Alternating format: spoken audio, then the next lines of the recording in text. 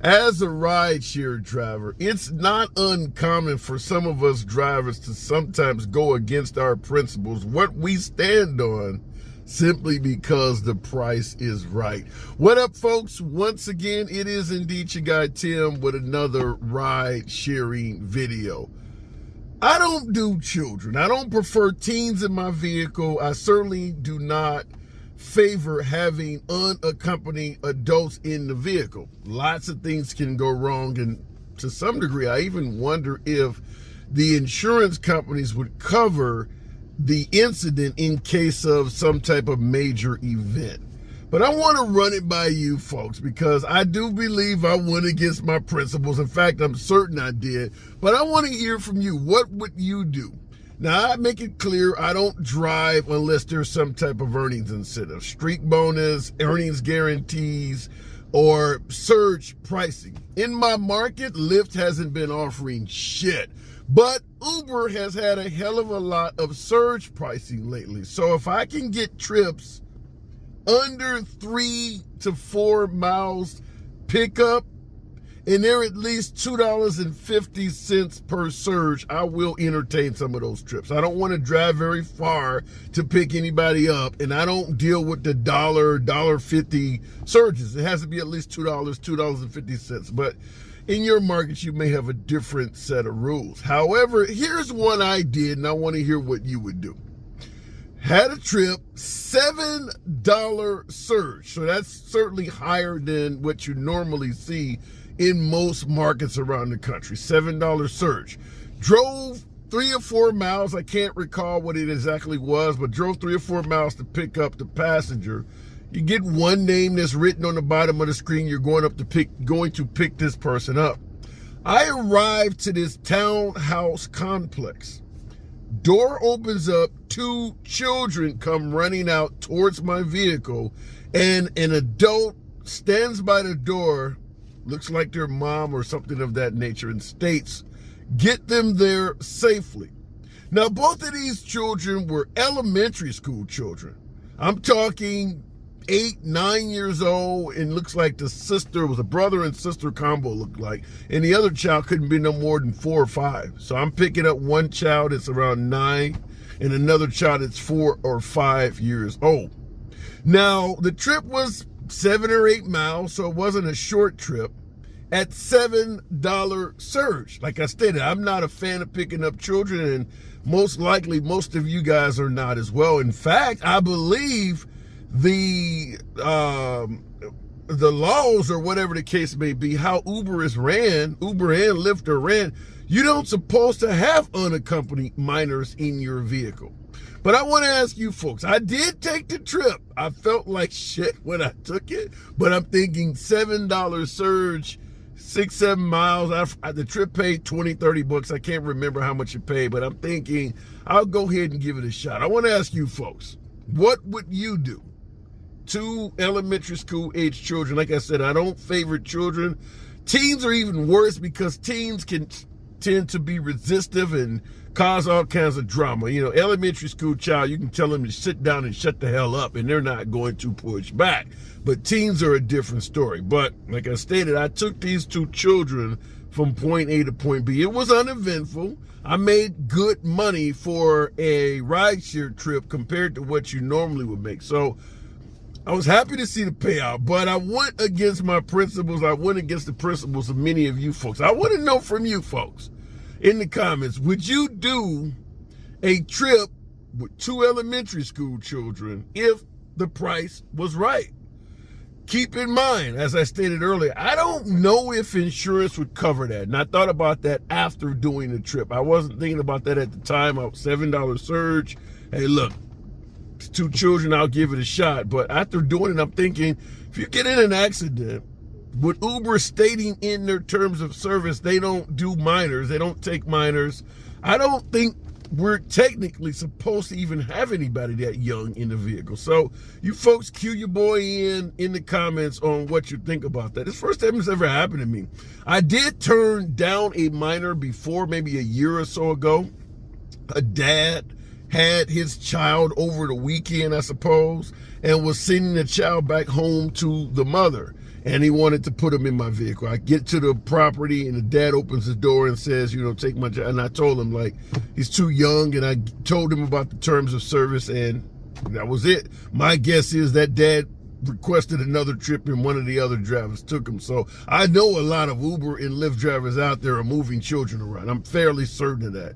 You go to high school, you go to schools after children are getting out, you see Uber and Lyft cars in front of those schools. So we know drivers are taking kids, but I question it from that standpoint. Would they cover it if something happened? Talking about the insurance companies. And last but not least, this is somewhat off the topic, but in my market, if you do not have a decent acceptance rate, if you don't accept enough trips, cancellation rate, I guess, is figured in on that as well. Uber still continues to hide the destination of where your passengers are going. For me, this has caused nothing but mayhem because I continue to kick people out of my vehicle when they want to go places I do not want to go.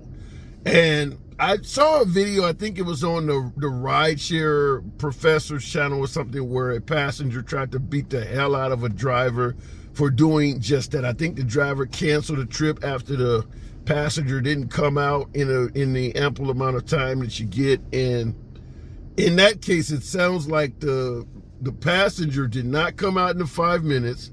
The driver drove off. The passenger did exactly what most passengers do. They then request a second trip, and they sent that same damn driver back to his house.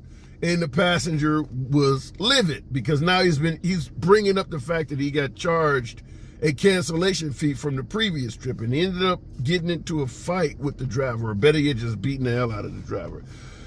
I believe they should not send you back to the same house after you've done a cancellation. You should just be out of that, period. That way it would avoid it. Uber does a lot of things that I believe could really not only put us in danger, but could easily be avoided. And that's why I wanted to run by you folks once again in yet another video.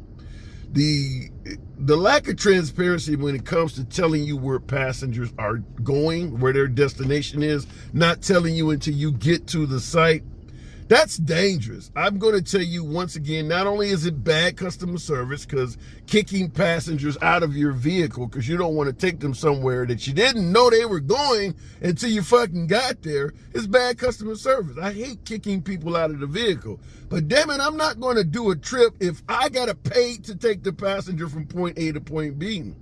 The profit margin with Uber and Lyft is significantly smaller than it's been over the years. I mean, there are plenty of trips out here where you're not even making $1 in profit. So there's no way in hell you can go above and beyond when the profit margin is that thin.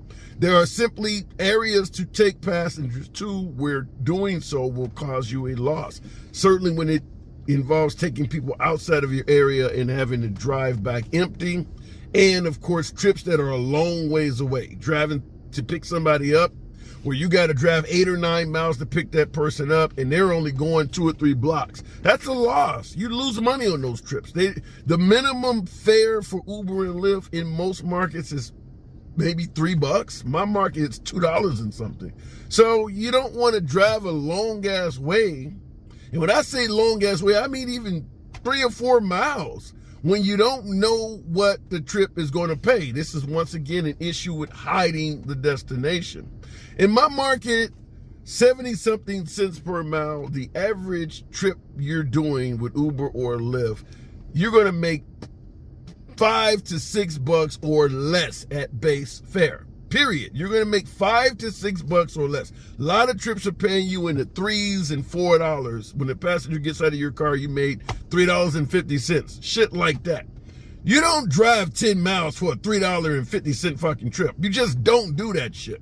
And because most trips pay like that, if you don't know the destination, assume that shit's going to pay in that range. You have no damn way in hell. No way in hell I'm going to drive those long distances in my market. Now, every market is different. But my point is, don't drive more than the average distance of trips in your market to pick someone up. What I mean by that is, let's say the average passenger in your vehicle travels 3 to 5 miles. Most people are in your vehicle and they're out within 3 to 5 miles. Then don't drive more than 3 to 5 miles to pick somebody up, period. It makes no sense to, like I said, to drive 8, 9 miles and this person gets in your car and they only want to go 3. The profit margins are too fucking low. A 3-mile trip with Uber or Lyft is going to pay you $3 to $4 in most markets. Maybe even less. Actually, 3 miles and you're making less than $1 a mile, do the math. You're going to probably make less than $3 in a lot of markets for that trip. Driving 8 miles is not profitable. So I don't drive long distances at all.